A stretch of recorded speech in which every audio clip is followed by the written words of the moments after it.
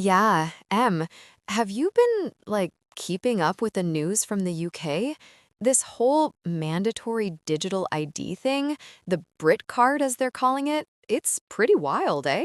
Ah, yes, Emma, absolutely. It's been quite the talking point across the pond. As a business analyst, I've been following it keenly. They're framing it as a step towards modernizing services, improving security and, well, efficiency, naturally. It's meant to streamline everything. But there's quite a bit more to unpack, isn't there? People are, naturally, apprehensive about such a significant shift in how personal identification is handled. It's a massive undertaking, really, for every single citizen. Yeah, exactly. On the surface, it sounds efficient, I guess, but my first thought went straight to privacy. What does mandatory even mean in practice? And this Brit card name, it almost sounds a bit too, I don't know, nationalistic for a digital ID. Are they, trying to make it sound appealing or something? What are the actual benefits they're pushing? Hmm. Well, on the surface, it sounds efficient, I guess, but my first thought went straight to privacy. What does mandatory even mean in practice? And this Brit card name, it almost sounds a bit too, I don't know, nationalistic for a digital ID. Are they trying to make it sound appealing or something? What are the actual benefits they're pushing? Well, Emma, the UK isn't alone in this digital ID push, you see. It's part of a much larger global trend. The United Nations, for instance, has been actively promoting digital identity systems, especially for displaced populations. The idea there is to provide a verifiable identity for refugees and migrants, which, on paper, sounds quite humane.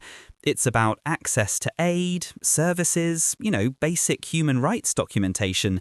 But this also shows the dual nature of such systems.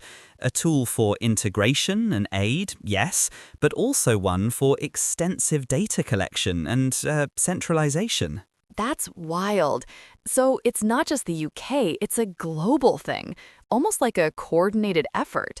I can see the argument for helping displaced people, that makes sense. But then, if it's a universal system, you start thinking about the potential for abuse.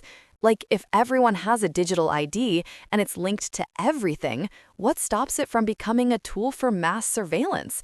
Do you know what I mean? It just feels like a slippery slope, really, no matter how good the intentions start out. Precisely, Emma. That's where the most significant concerns lie.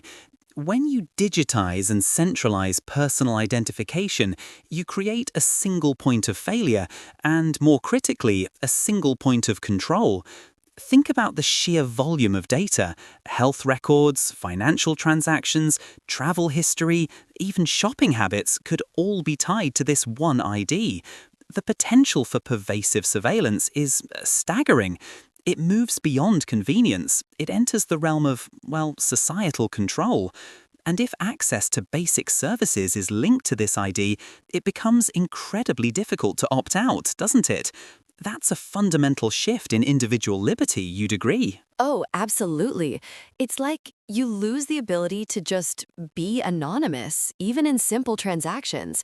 And if everything is linked, a system glitch or worse, a targeted attack could, just wipe out your entire digital existence or lock you out of everything. That's super scary. It's not just about what the government intends to do with it, but what could be done. What kind of safeguards are even possible when you're talking about, millions of people and all their data? That's a very astute point, Emma. And it brings us to another critical layer, artificial intelligence. The advancement of AI technology isn't happening in a vacuum. It's actively being integrated into these digital ID frameworks. Imagine, if you will, AI systems processing your entire digital footprint to, say, predict behavior or flag anomalies. It takes the concept of surveillance and scales it exponentially. What was once a manual process becomes, well, instantaneous and automated. Pairing it with mandatory digital IDs, it amplifies those ethical concerns dramatically. It's a very potent combination indeed. Wow. That's actually terrifying. So it's not just a digital ID, it's an intelligent digital ID, potentially? Like, an AI could theoretically decide if you're, I don't know, a risk based on your online footprint or even things you say. And if that's linked to your ability to, like, travel or access funds, that's not just surveillance, that's predictive control. It's like something out of a dystopian novel, but it's happening right now. It really makes you wonder, what's the end goal here? Indeed, Emma, this is where the spiritual and prophetic aspect enters the discussion for many.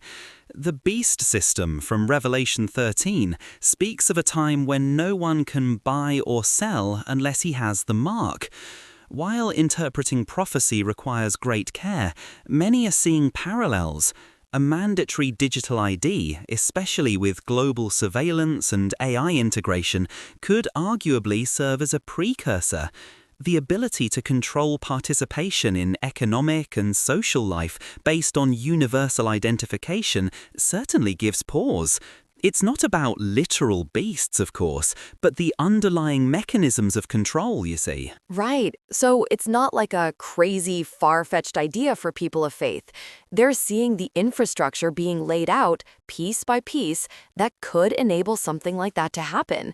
It's really putting modern technology and ancient texts in conversation.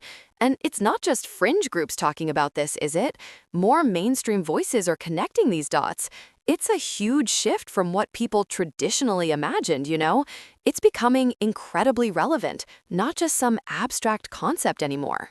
Precisely, Emma. The conversation isn't just about the technology, but how we respond to these evolving landscapes, particularly from a spiritual standpoint. For believers, this situation underscores the importance of spiritual readiness, standing firm in their faith and seeking discernment. It's about not succumbing to fear or paranoia, but rather exercising vigilance and remaining grounded in biblical truths. It's about building inner resilience and understanding that faith provides a different kind of security in a world increasingly reliant on digital control. It's an encouragement to prepare one's spirit, not just one's material circumstances. That makes a lot of sense. So it's less about like trying to escape the system physically and more about like fortifying yourself spiritually, right? Knowing what you believe and why so you're not easily swayed or scared. I guess it really boils down to having a strong internal compass when the external world gets really complex and potentially controlling.